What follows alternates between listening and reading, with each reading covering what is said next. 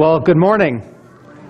My name is Mark Pope, and I am the Center Director of Teen Challenge in London, the Men's Center, and it's my privilege and honor to be here with you this morning and to share in beautiful worship with you, and I trust we're in for a good morning this morning. Do you know what it's like to have chains? We sang that song, "My chains are gone, I've been set free." Do you remember what it was like to have chains? Perhaps you're still living with chains today. This morning we're going to hear a bit about chains and what it means to be set free and what it looks like to be set free from those chains.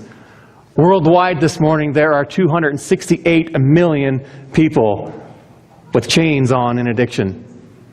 Population-wise, they represent the third largest country of the world. And these people are lost, hopeless, helpless, caught up in these chains of addiction. And these people come from big cities, they come from little rural towns, they come from rich families, poor families, they come from great families, loving homes, and homes with any support.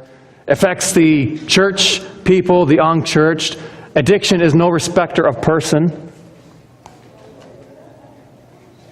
Here in Kitchener alone, there are thousands upon thousands of people this morning as we stand here and sing of our freedom who are lost and caught up in their addiction. 5 of these people die every minute in their addiction, either through overdose or through suicide because there's no way out. So in the hour that we meet together this morning, about 300 or so people will have died, lost in their chains to addiction. And perhaps you this morning are one of those people who are caught up in addiction of some sort or some kind. No doubt you have someone in your family who is caught up in addiction. In a room this size, there are a number of you who experience this firsthand of a loved one who is lost in addiction, or you yourself. And those numbers are staggering, those numbers are overwhelming. But we're here this morning to tell you there is hope. That those lost in addiction can find hope, can find freedom in their addiction. And ultimately it is found in Jesus Christ. And this morning I brought 3 very brave, courageous young men with me, people who I look up to, who inspire me. There's their courage for doing what they do. They step forward and say, you know what, I need help. I'm lost in my addiction, I need help. And I'm just so proud of the work that God has begun in their life. And you're going to hear from all 3 of them this morning. We have Nolan, we have Andrew, and Daniel. Daniel's mom sitting next to him. She came, and Andrew has family back here as well. Mother, father, aunt and uncle, grandparents. And if you don't think that there's drugs and alcohol and addictions in Kitchener, well, I brought 3 of these gentlemen this morning because all 3 have roots with Kitchener. And but again, we want you to know this morning there is hope. And that's why we're here, to let you know there is hope. And so we present the Men's Center in Teen Challenge. Teen Challenge worldwide has over 1,300 centers in 130 countries of the world. Here in Canada, we have a network of 15 Teen Challenges. Teen Challenge Canada oversees 6 of these centers. We have 3 of them in Ontario. Our Men's Center, which is the largest and the original Teen Challenge, is in Lambeth. Anybody ever been there before? I know a few of you. So we're West London. We are a 52-bed facility. Teen Challenge is a 12-month residential program for men and women 18 and over. And so our Men's Center in London has capacity of 52. Currently we have 40 guys with us for the 1 year. And we also have a Ladies Center north of Toronto in Aurora. And so this morning we're talking about our Men's Center, but if you yourself or you know someone who is female and needs help, we have some information on our table back there that you can take with you this morning and share with that person in your life. Teen Challenge London is a beautiful property, 46 acres of land, beautiful property. The building itself is a little worn down. Parts of it are 100 years old, and it's starting to show its age and wear and tear. But beautiful place for guys to come and shut out the world for 1 year. It's hard, it's difficult, but just shut the world out and focus on them, focus on the recovery, focus on the relationship with God and finding the freedom, and a beautiful place to do so there. And so as we get going this morning, I ask Andrew if you'll join me here on stage. And Andrew, perhaps we can use this mic here. If you want to take it out, you can, or leave it there. So Andrew, how old are you and where are you from? I'm 30 years old. I'm from Kitchener, born and raised, and I'm in my 3rd month of the program. Nice. And can you share with us a little bit of what brought you to Teen Challenge, kind of the rock bottom of your life that, you know what, I need help? Well, my addiction to alcohol, I can trace it back to, when I turned 19, I was legally able to go to the bars and purchase alcohol. So I would go out with friends, university, stuff like that. And it became more frequent, and I began drinking more. And so I went to school, and the crowd increased, and I had more friends and more locations to go out. And so that just continued to grow. And after working and traveling, I got a full-time job, and I became a little complacent, and boredom set in. And I was dealing with other things, and I covered that with alcohol. And got to the point where I had to start taking time off work because I developed anxiety from trying to quit drinking alcohol on my own. And when I tried, I had to take some medication, and I didn't want to take the medication, so I tried and stop cold turkey, and the anxiety was too strong. And all that combined, I was isolating myself, and I knew that I need to do something more. And a week-long program or a month-long program wasn't going to cut it. And we've known about Teen Challenge for a while, so I took the opportunity to enroll in a year-long faith-based program, and I'm glad I did. Yeah, we're glad you did too. So 3 months in now, Teen Challenge is aptly named because there are a lot of challenges to go along with that. Can you share with us maybe what the biggest challenge so far has been for you? Hearing God's voice clearly. That was a challenge at first, but he obviously presented himself to me. And that along, getting to know these guys. There's a lot of different personalities. Everyone comes from a different background. Everyone comes from they come from money or they have no money, a different town, So getting to know these guys, it's a real challenge at first, but I think that allows everyone to develop their own personality, and that's the exact same thing we're going to experience when we finish the program. It's like its own little community at Teen Challenge. Okay. And can you share with us perhaps your favorite thing about Teen Challenge, or maybe what God's been doing in your life these past recent days, weeks, couple months? Well, what I enjoy about Teen Challenge are our dorm prayers in the evening. We may bicker and quarrel during the day and get on each other's nerves, but the time we have is set aside at the evening. It's our chance to be open and honest with each other, and we let our barriers down because it's all we have at that time. And it gives us an opportunity to really be truthful with each other and talk about what we're struggling with. And in the end, we have each other's backs, and that's what gets us through the program, is knowing that we got these guys to get us through. And where God has been working in my life recently, He's shown me that He wants to be the firelighter in my life, that I can't be the firelighter. If I'm my own light, all I can see is right around me, and I don't have any direction or purpose to go in. And it's dark at the end of the tunnel. But if I let God be my light, I can see the end of the tunnel, but that also means that right here and now, it has to be dark for me. I may not know where I'm going into or what's going to happen, but I know that God's down there, and that's where I'm reaching for. So He's just shown me that I'm not to direct my own steps, then I have to put that on God and allow Him to reveal to me in His timing. Okay, good. And do you have a verse that you want to leave us with this morning? Yes, I do. I thought you might. Hebrews 4:16. So let us come boldly to the throne of our gracious God. There we will receive His mercy, and we will find grace to help us when we need it most. Nice. Thank you, Andrew.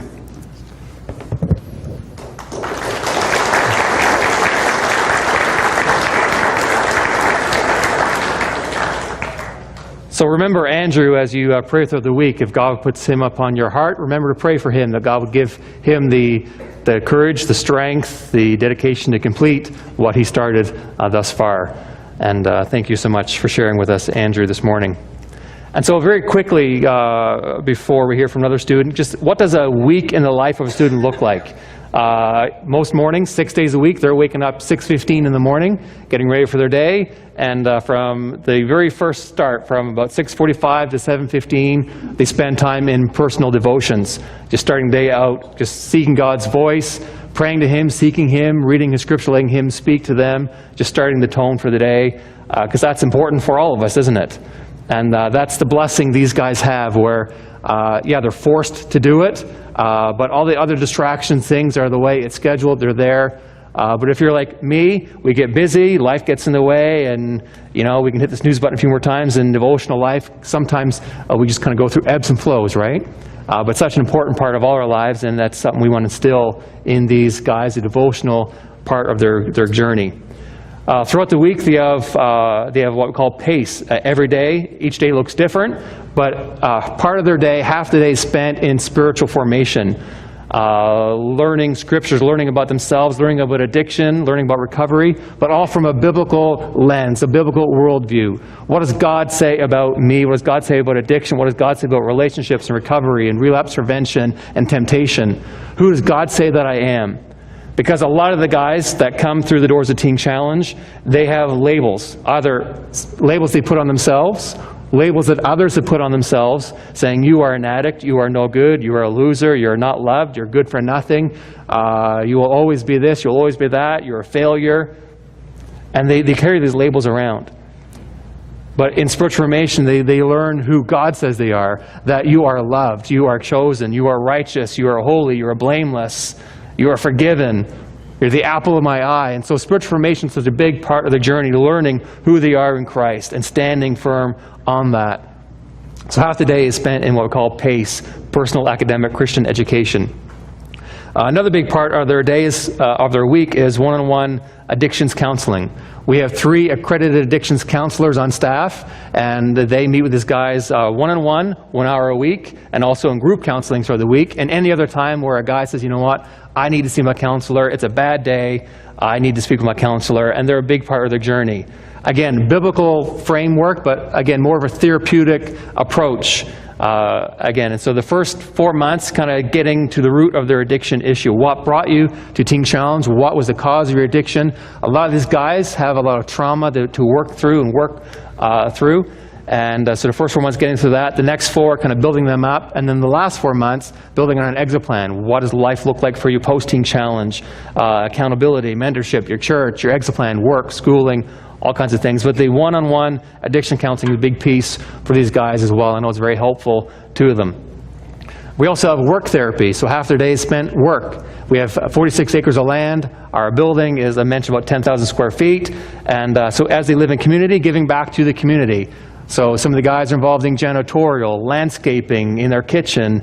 You'll hear later on about our vehicle donation program. Guys working there, detailing our cars. All sorts of things where guys are put in a work environment. And many reasons for this. One is to give back to community, to feel good about a good day's work. Giving back to the community you're part of. Also, there's bound to be conflict, working with another brother, working with someone who's an authority over you. How do you work through those things and deal through those things? And through work therapy, a lot of things come up for counseling. They can go with a counselor. You know what, work therapy today, this happened, and I didn't know how to deal with it. And so learning some tools to kind of help them through a work environment. And recreation is a part. Their day is very structured, a lot of do this hour that hour that. But there is some downtime built in throughout the week, throughout the evenings, and there's time for some rec time as well, which is very important. Just kind of relax a little bit. Saturday's a little bit more relaxed. The first Saturday of every month is visit day. So yesterday was a visit day, and so a lot of the guys had loved ones and family members come visit them on site at the center for 4 hours. And on Sundays we do this. We travel around. This morning we have 3 teams that are out. We have our Teen Challenge Choir and our 2 speaking teams out just presenting our testimonies of transformation and freedom. So a very, very full, structured week, no doubt. And lights out 10:30, and next morning wake up, rinse and repeat. So, Daniel, will you come and share your story with us this morning?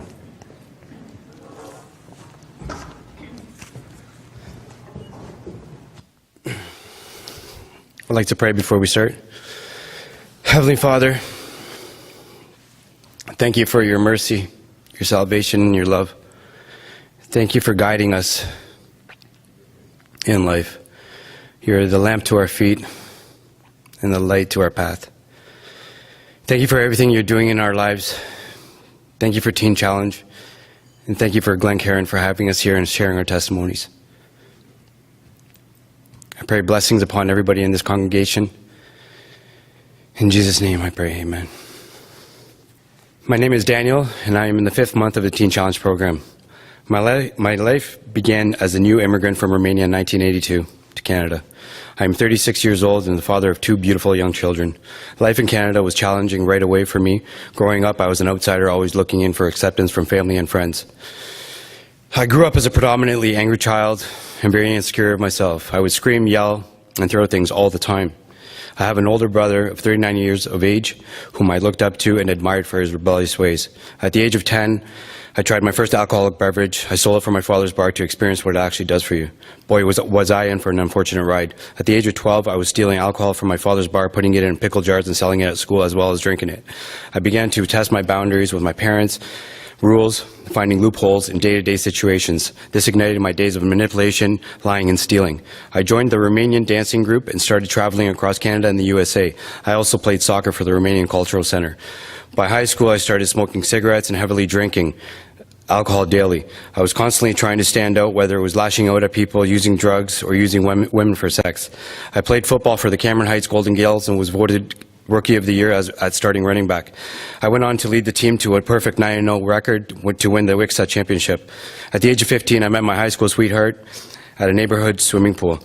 By the age of 16, I became an alcoholic, yet I did not know it at the time. Lost and hopeless feelings accompanied me daily. Pain and confusion were always with me. I felt that I was looking at God through a cracked window, and God was not so easy to see anymore. So now I slowly started the process of my experimentation with illegal drugs, first with marijuana, followed by hash, then oil. At the age of 19, I quickly accelerated to cocaine, crystal meth, which led to heroin. Life wasn't fulfilling, and breaking the law came as second nature. Organized crime was a consistent occurrence, yet I covered it up quite well. I went on to graduate high school and was accepted to every college I applied to. Again, everyone in my life was not surprised, considering I was a gold honor roll student all my life. Life was great, I thought. I was constantly traveling to Cuba, Mexico, Bahamas, Dominican, and Costa Rica. Every trip ended with me being severely drunk and high, which led moments of major injuries and emergency airplane landings for having an overdose in midair. I suffered many episodes of high blood pressure, which caused a stroke to the left part of my heart. Not even then did I have the ambition to stop my substance abuse. All I could say to myself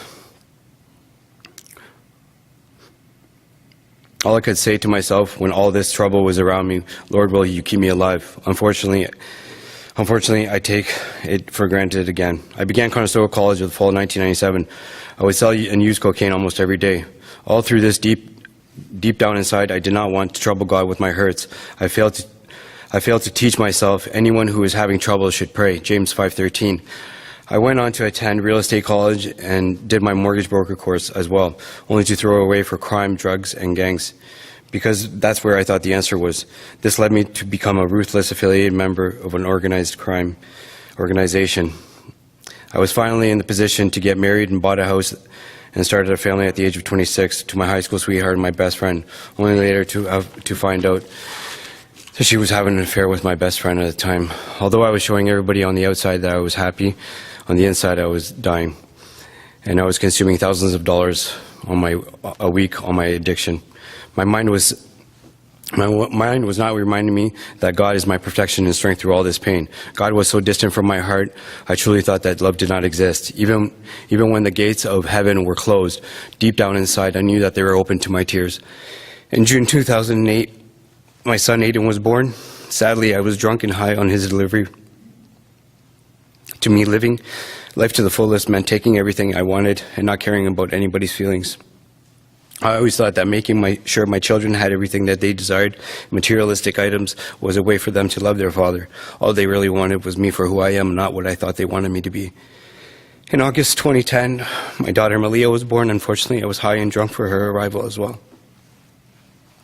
We went on to be a fun, loving family, living a double life to the fullest. One evening, I drove my wife's Volvo to pick up bottled water. I quickly stopped by my father-in-law's Portuguese restaurant, had an espresso, and he said I didn't look good if I wanted to drive home. I said I felt good, only to find myself a few blocks down the street from my house with a hydro pole on the passenger side of my wife's car and the jaws of life trying to get me out of the driver's side.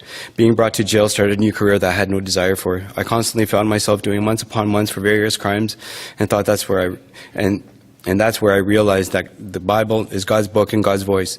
Now I felt like an irresponsible husband, untrustworthy son, and most of all, a fall-down father. With that being said, my mind treated the bad situations as an excuse to use without a limit.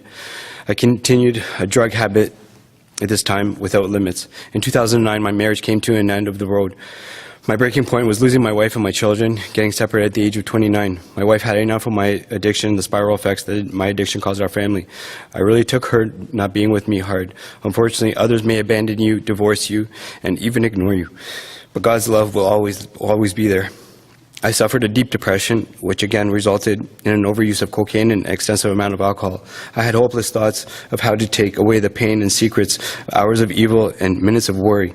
It was at this time that my insecurity became more powerful than ever, which once again led me to a few destructive years of overdosing and admitting me to the hospital numerous times.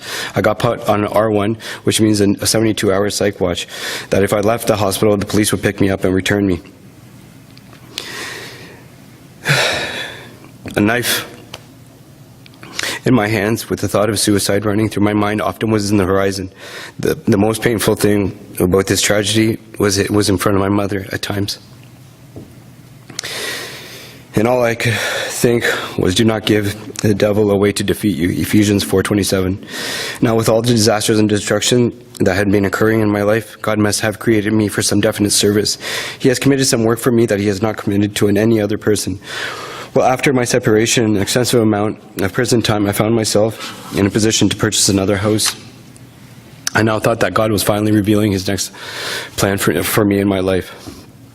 I met a new woman in my life that I thought was my new future wife. This was a way of feeling loved and accepted, only to experience her passing away of a sudden overdose. I found myself alone and secluded more than ever, and I constantly reminded myself that I will come out of the grief stronger than when I entered it. But this was slowly coming to an end. As work was difficult for me to find, with an extensive amount of a criminal record, I connected with some old friends of mine, which were now situated in El Salvador, and became active members of a ruthless gang. This meant that yet again my addiction would take me to a remote destination where I invested in car wash vehicles to sell in a major cocaine distribution ring. I was exporting cocaine on a large scale, only to find myself in a prison compound with several other men in various crimes in Central America. Prison was regular, but I was tired of killing myself slowly on a daily basis.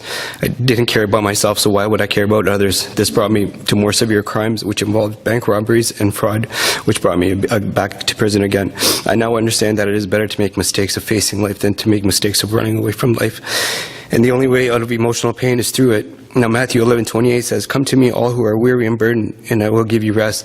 In July 2016, I decided to enroll back into the same Teen Challenge program that I've tried to do before, yet for another chance to change my life. I decided to have one last hurrah, and I arrived with a large amount of drugs and alcohol in my system that I consumed before my father drove me. I fell out of the truck because by this time the effects really took a hold of me. Teen Challenge sent me to detox, and detox said that this guy will die if he does not go to the hospital. I was allowed to enter the Teen Challenge program exactly 1 week after, only to have the detectives of Waterloo Regional Police Services call Teen Challenge to turn myself in for more charges. On March 23rd, 2016, my fate was left in the hands of the Kitchener Court. I was looking at 7 to 10 years in a federal penitentiary for more fraud and bank robberies. By the grace of God, I received one more chance to walk this walk that he's been calling me to walk for some time. The judge asked me to stand up and said, "Daniel, I think it's time you seriously change your life, son. So this is what I'm going to do for you." Sorry. I understand that you are looking at rehab, but by this time, and I think that is great, but this time take it seriously, son. The other thing I will do for you is double your dead time, and I will need a guilty plea for you to continue the rest of your probation order of 3 years. I thought that this was a setup for me to be released, but no, I was really set free.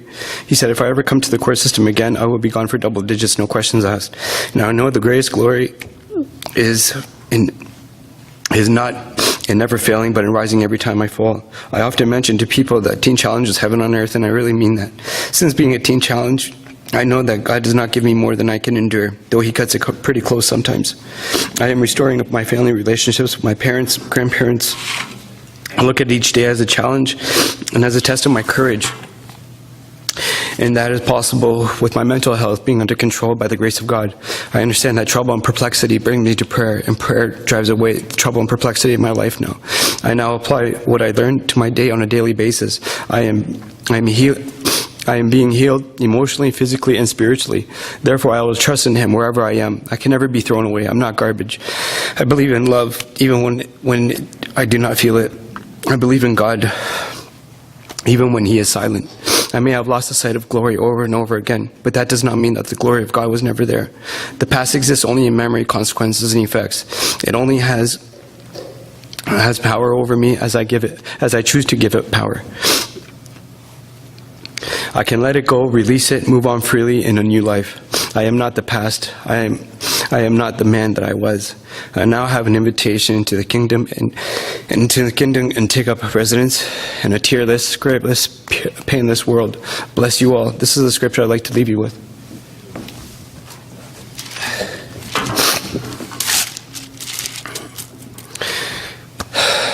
First John chapter 2, verse 7 and 8. Dear friends, I am not writing you a new commandment for you, rather this is an old one that you have had from the very beginning. This old commandment, to love one another, is the same message you have heard before, yet it is also new. Jesus lived the truth of this commandment, and you are also living it. For the darkness is disappearing, and the true light is already shining. Thank you.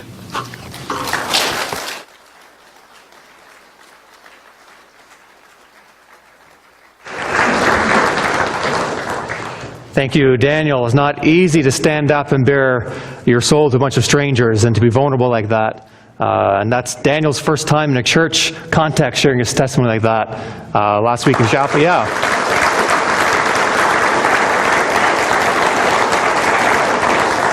And if you'd like to take Daniel home with you this afternoon, you can do so. He's a sponsorable student, and I'll share a little bit later on about sponsorship, what that looks like. But Daniel is a sponsorable student, and you can take him home with you today and put on your fridge there. At this time, I'm going to ask Nolan to come and share his testimony with you this morning. Morning.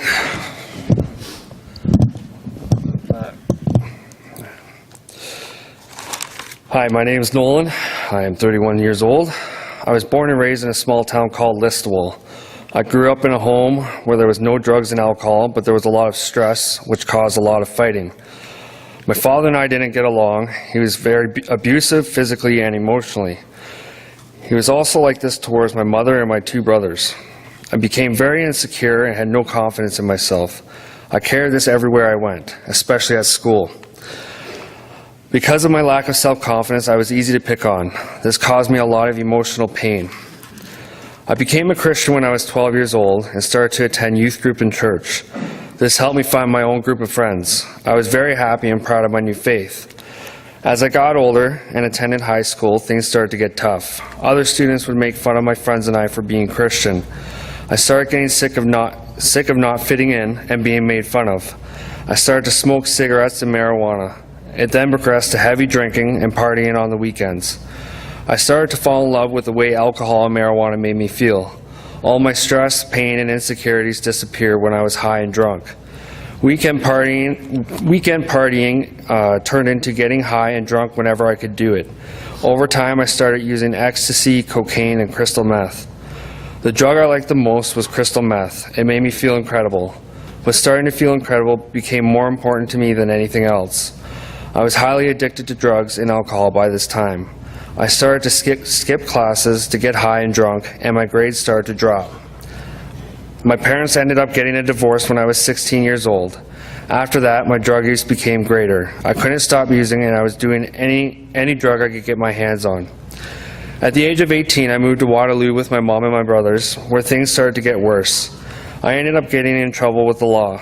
This is when I had my first encounter with rehab. The judge made it part of my probation to attend Teen Challenge. This was my first time at Teen Challenge. There was a big part of me that wanted to get sober and try to live a life pleasing to God, but it was also for the wrong reasons. I didn't want to go to jail. My whole program was all about me doing well and graduating and not figuring out why I was using drugs and alcohol and how to stay sober. Not long after graduating, I ended up relapsing. Due to my relapse, my mom kicked me out of the house. I ended up moving in with my grandparents back in Listowel. Not long after that, I soon crossed paths with a woman who is now the mother of my beautiful 9-year-old daughter, Kaylee. At this point, I was still drinking heavily and smoking a lot of pot. I thought having a child and settling down would maybe help me quit my addictions. But what I didn't realize that was doing it for someone else doesn't work. I attended other rehab centers to save my marriage and my relationship with my daughter, but when I would finish the programs, my wife would keep putting up walls and keep my daughter from me. I ended up getting back into crystal meth and alcohol pretty heavily, trying to numb the pain. Eventually, my wife filed for a divorce, leaving and getting full custody of my daughter. I was broken, shattered in pieces. My life was falling apart. I lost my marriage, my job, my license, and most of all, the most precious gift from God to me, my beautiful daughter, Kaylee. My addiction started to get worse. I started injecting crystal meth. Not being able to hold a job, living on OW, and not being able to hold a stable home and ending up on the streets. This has been a vicious cycle for the last 6 years. Constantly restarting, trying to hold jobs and getting a relationship with my daughter, but not knowing how to deal with the pain and stress properly. My addiction would grab hold of me, dragging me down. It eventually got to a point that my mental health was slowly deteriorating due to injecting crystal meth. I believe I was developing drug-induced schizophrenia. I was at my breaking point, again with nowhere to live and no job and now a mental illness. I couldn't do it anymore. I felt like I was in a nightmare and couldn't wake up. I called my friends and asked them if I could stay with them until I could get into the detox center in Kitchener. Praise be to God, they took me in. But we had a talk and they helped me realize that I needed a long-term treatment program and not just a 7-day detox center. On March 14th, 2017, I entered Teen Challenge.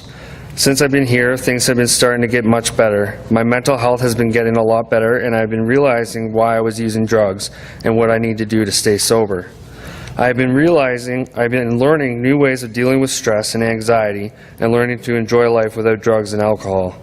I have also learned that just like the devil himself, drugs and alcohol come to steal, kill, and destroy lives, and I'm not going to let that happen anymore. God gave me the gift of life, and I'm going to embrace it.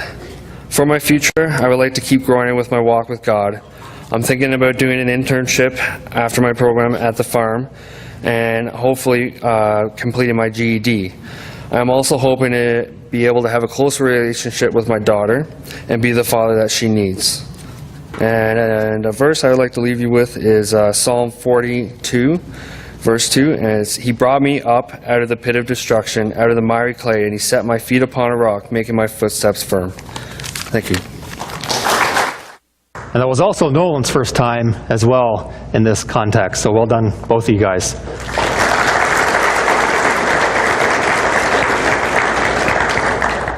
And so these guys mentioned graduation, and that's a highlight for me. At the end of the one-year program, we celebrate the guys who have finished the program, and we have a graduation service for them. With the other students, staff, family, friends, sponsors are invited to come as well and to celebrate with them. It's just remarkable to see what God can do in a one-year time when they come in lost, broken, hopeless, a mess on day one. And just over time, you see the difference God makes. And graduation day doesn't mean they've arrived and that things are perfect. Recovery is a long, hard road, but it's that year is just a good starting point of what God begins in their life. And He who began a good work in you is faithful. He will complete it, won't He? And so thank you guys for sharing with us this morning. So as we close this morning, I just want to quickly take a few moments to share in ways that you can potentially get behind Teen Challenge if God is stirring your heart to do so. We're here for two reasons this morning. First of all, to inspire you and to encourage you that there is hope for you, there's hope for your loved one if you or your loved one is caught in addiction.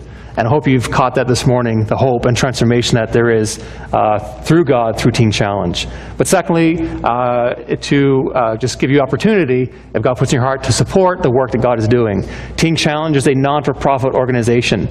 We don't receive any government funding. That's intentional, because with the shekels come the shackles. But also government funding can be unreliable, et cetera, et cetera. But it's challenging because we asked the guys to give $1,100 for their intake fee.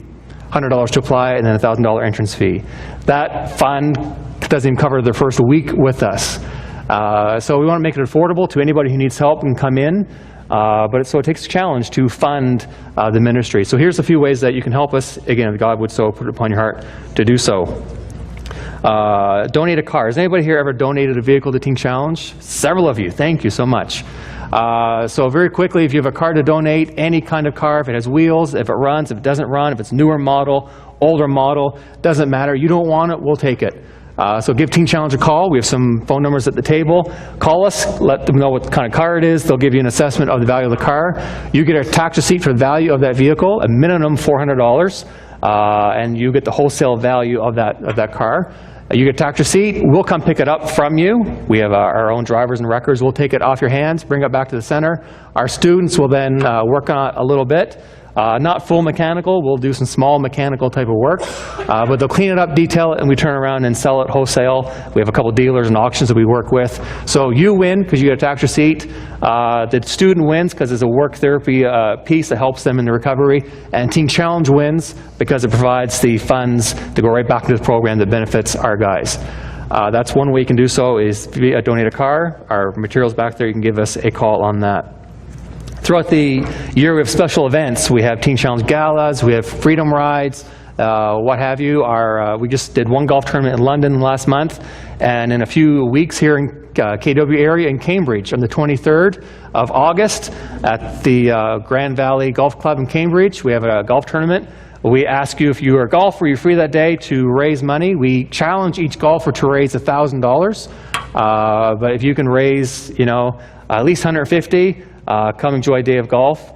You get to golf, you get to golf with some of our students, you get to hear some of their stories afterwards, a great dinner afterwards, some prizes and awards and silent auctions. Just a great day, and it all benefits Teen Challenge. So if you are a golfer, I know this golf course is not too far from where you might live, so see us afterwards, we can help set you up with that. Lastly, it's our sponsorship program. And on the way in, most of you would have received a card or a brochure that looks like this, Change a Life. If you have that, you can look it over here quickly as I just speak about it. Very simple, leave your information in there. There's a spot to leave your banking information, be it a credit card, be it direct withdrawal, be it a one-time check. But for $40 a month, you can sponsor one of our students in the program. If you sponsor a student, you can do so today. Leave that information with us. Your information is confidential from the students. I take that back. We get that to our partner services division. They kind of process that for you. But if you want to sponsor one of our guys at our table today, we have some story cards back there. Daniel's is there. I believe Nolan's is back there as well. Andrews is not there yet. His is being worked on in the next few weeks. And other students there. So you can take a student home today, $40 a month. You get their story card, a little bit about who they are, where they're from, their birth date. Throughout the year, you'll receive some updates from them, how they're going, how they're doing, ways you can pray for them. At the end of their 1 year, you'll get a personalized invitation from them to come join them at their graduation and celebrate with them. Although not mandatory, many of our sponsors write notes of encouragement and letters to our students. Many of them send birthday cards, Christmas cards, and their favorite kind of card is a Tim Hortons card. And so you can send those along as well. But sponsorship is so much more than the financial, which is a need. It's really partnering with them in the recovery. Again, the encouragement, I can't tell you how many times the students said, I'm so blessed by my sponsor. And we hope that each student would have about 40, 50 sponsors apiece, and that would help fund the cost of them being in the program. And many of them have shoeboxes overflowing with letters from sponsors saying, I'm praying for you, I'm encouraging you.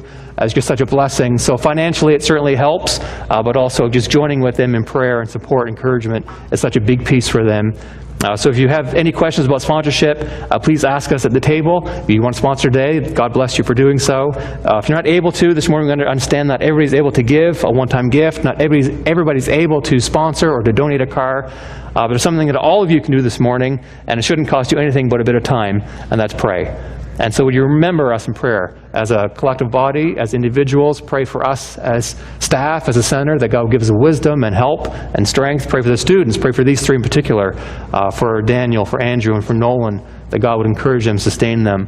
And we're just going to thank you so much for listening to us, having us come this morning. Pastor Ingrid, thank you so much, and staff, and deacons for having us.